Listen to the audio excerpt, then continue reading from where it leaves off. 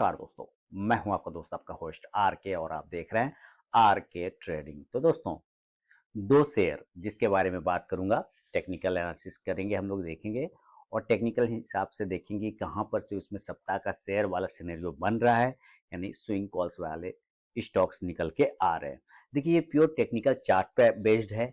यहाँ पे कोई भी पर्सनल बाइंग और सेलिंग की सलाह नहीं दे रहा हूँ मैं आपको। अगर आप इन स्टॉक्स पर ट्रेड करते हैं या पोजीशन बनाते हैं तो कृपया अपने फाइनेंशियल एडवाइजर से सलाह मशवरा करके ही बनाएं, क्योंकि आपके लाभ और नुकसान की जिम्मेदारी चैनल की बिल्कुल भी नहीं होगी। तो चलिए शुरुआत करता हूं। सबसे पहला स्टॉक की तरफ बढ़ता हूं। फीडबैक देना बिल्कुल ना भूलें। सबसे पहला स्टॉक जो है वो है आपके सामने में कंसाई नैरोलैक।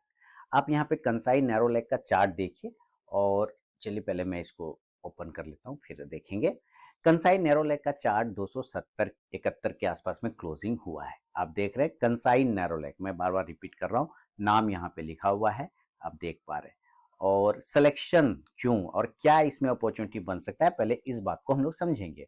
तो देखिए, कंसाई नैरोलैक के थोड़ा से चार्ट को समझिए, प्रीवियस चार्ट को। सबसे पहले इसका हाई मार्क कर लेती है। हाई है 357 रुपए के आसपास का एक हाई है, तो एक लाइन हम लोग यहाँ पे हाई पर लगा दिया, देख रहे हैं। और इस हाई को इसने कितने बार क्लेम किया है, वो एक बार, इसी तरह से यहाँ पे दो बार, इसी तरह से यहाँ से देखिए तीन बार।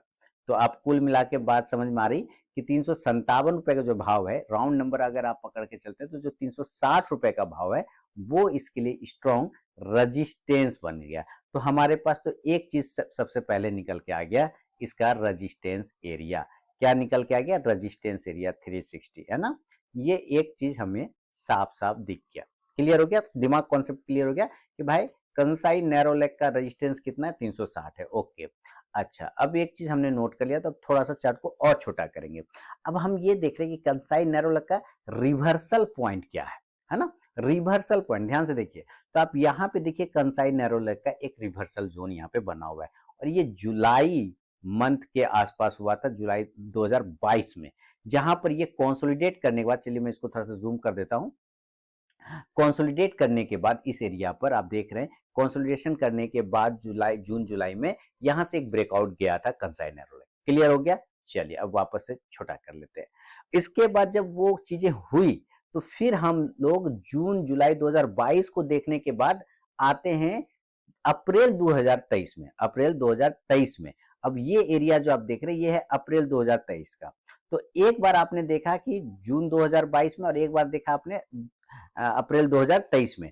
लेकिन जून 2022 का जो प्राइस है वो थोड़ा इससे नीचे था। अभी देखिए वापस से पीछे करूंगा तो पता चल जाएगा, ये थोड़ा नीचे था। लेकिन रिवर्सल यहां से भी आप कब देख रहे हैं? जब इसी पॉइंट पर आया था। आप देखिए इसी पॉइंट पर आया था तो यहां से रिवर्सल मिला था। इसी तरह यहां से भी आप रिवर्सल देख रहे हैं कि इसी एरिया से। तो ये जो जोन है आपका, ये एक रिवर्सल पॉइंट है। ध्यान से देखते जाइएगा, सिलेक्शन रीजन सीखिएगा, समझिएगा तो बढ़िएगा। पढ़ेगा इंडिया तभी बढ़ेगा इंडिया, ठीक है। तो ये है रिवर्सल पॉइंट, इसका निकल गया। कैसे निकल गया? कि इसी एरिया से कंसोलिडेट करने के बाद ये ऊपर गया है और सेम उसी एरिया पे यहाँ पे कंसोलिडेट करके ऊपर गया, यानी कि हिस्ट्री को रिपीट किया है। क्या किया है? हिस्ट्री को रिपीट किया है। चलिए अब दो चीजें हमें समझ में आएगा। एक रिवर्सल पॉइंट, तो रिवर्सल पॉइंट का प्राइस कितना आ रहा है? तो भाई रिवर्सल पॉइंट का प्राइस आ गया हमारा 260 से लेके 250 पकड़ सकते हैं, 245 या 250 भी राउंड नंबर पकड़ ले। 250 से लेके 260 का जो ये एरिया है, ये एक कंसोलिडेशन एरिया है। 260 के ऊपर जब निकलता है तो वो रिवर्सल दिखाता है। ये दिमाग में कॉन्सेप्ट क्लियर हो गया। ओके, अब हम करेंट सिनेरियो देख रहे हैं। लेकिन करेंट सिनेरियो देखने से भी पहले हमें यहाँ पे एक लाइन मार्क करके रखना पड़ेगा। ये देखिए, हम इस पॉइंट पर एक बक्सा लगा देते हैं ताकि आपको और आसान हो जाए। ये बक्सा क्लियर हो गया। तो ये हमारा रिवर्सल पॉइंट। अब हम क्या देख रहे हैं कि इधर जब मार्केट फॉल किया तो पहले तो ऊपर गया था, तो 360 वाला जो रेजिस्टेंस था उसको तो क्लेम किया। क्लेम करने के बाद जब वो गिरा तो उसी एरिया के पहला वाला जो ऊपर वाला जोन है, उस जोन पर ये आके टिका हुआ है। दिख रहा है? एक बार जून 2022 में लो यहां बना है, अप्रैल 2023 में लो यहां बना है, और अभी जो चल रहा है मार्च 2024 उसका लो थोड़ा और ऊपर बना। यानी ये हर बार अपना लोएस्ट पॉइंट थोड़ा ऊपर बना रहा है। इसका मतलब क्या है कि अपने प्रीवियस लो को क्लेम करना नहीं चाह रहा है। लेकिन क्या नहीं कर सकता है? तो कर सकता है। इसीलिए तो ये एरिया बना हुआ है कि भाई कर लो, करोगे तो अच्छी बात है। तो अब हमें दो चीजें यहाँ पे क्लियर कर, दो तीन चीजें समझ में आ गया। रेजिस्टेंस 360, रिवर्सल पॉइंट 345 से 300, सॉरी 245 से 260, ये आ गया। यहां तक हमें समझ में आ गया। अब देखिए हम ये देख रहे हैं कि 245 के नीचे वो नहीं गया। जून 2022 में भी वो नहीं गया था। जून 2022 की बात करें तो 245 के नीचे वो नहीं गया, तो वहीं से वो रिवर्ट कर लिया था। तो ये चीज तो दिमाग में क्लियर आ गया ना कि 240 245 हमारा स्ट्रॉन्ग सपोर्ट जोन है। सपोर्ट जोन, सपोर्ट जोन हमारा क्या बन गया, 240 से लेके 245। सारे पॉइंट आपके सामने क्लियर होते जा रहे हैं। ओके, अब स्टॉक का बिहेवियर की बात करते हैं, फिर आपको पता चल जाएगा।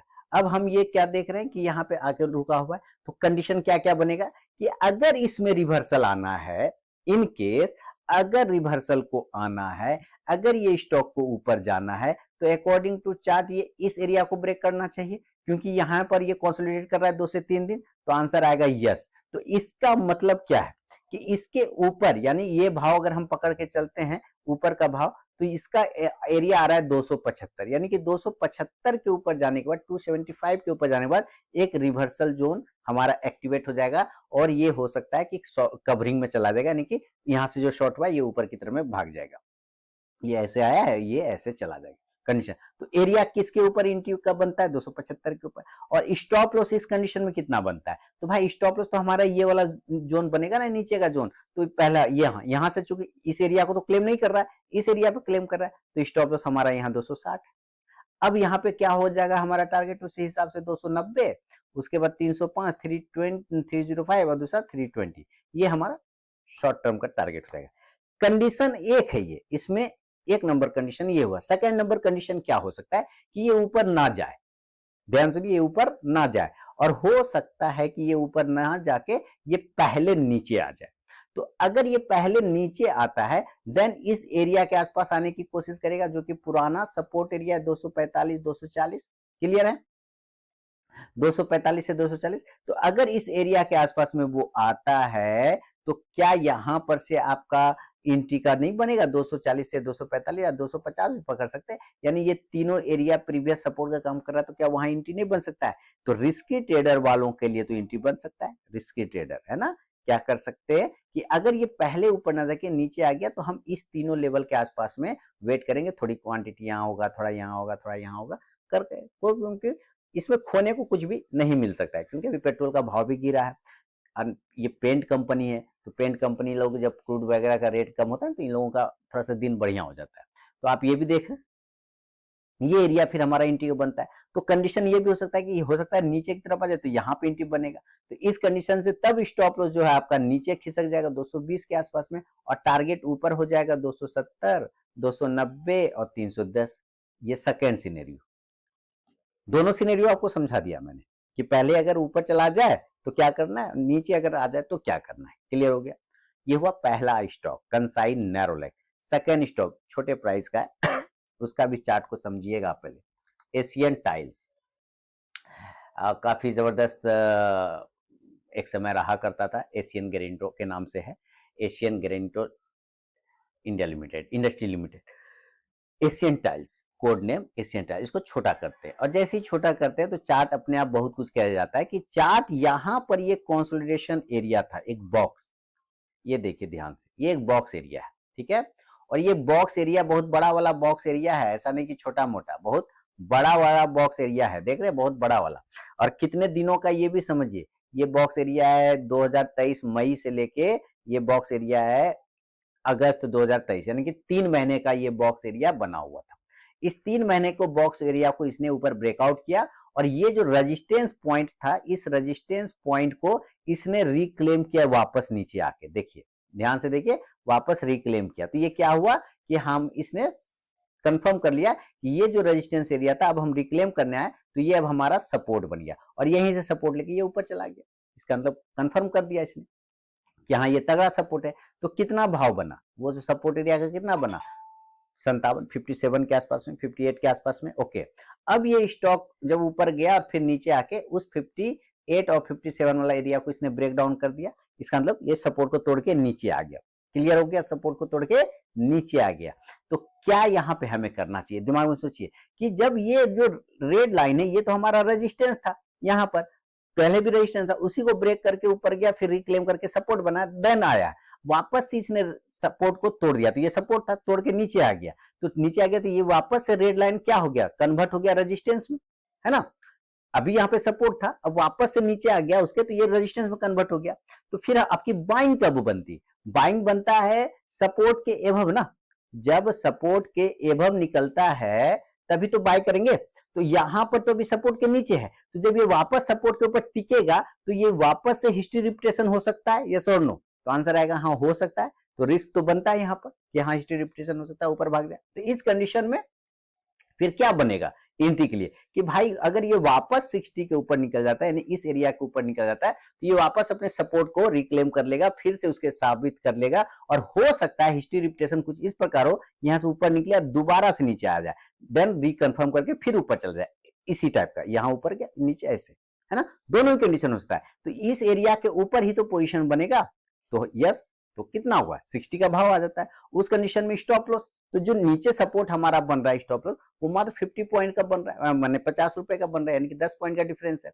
तो इस स्टॉप लॉस 50 रुपीज का हो जाएगा, टारगेट 70 to 80, यही होगा चार्ट के अकॉर्डिंग, क्योंकि 80 रुपए के आसपास में आप यहाँ पे हडल देख रहे हैं, है ना, तो ये हमारा टारगेट हो जाएगा। उसके पहले आप 70 पे हडल देख रहे हैं, तो ये हमारा टारगेट हो जाएगा। बात समझ रहे, कैसे आपको चार्ट को देखना है, समझना है, और किस तरह से अपने लिए स्विंग कॉल्स को जनरेट करना है, ये आपके अपनी स्टडी पे डिपेंड करता है दोस्तों। तो ये पसंद आया हो वीडियो तो मुझे कमेंट करके जरूर बताएं। अब मिलता हूं मैं आपसे नेक्स्ट वीडियो में, तब तक के लिए बहुत बहुत धन्यवाद।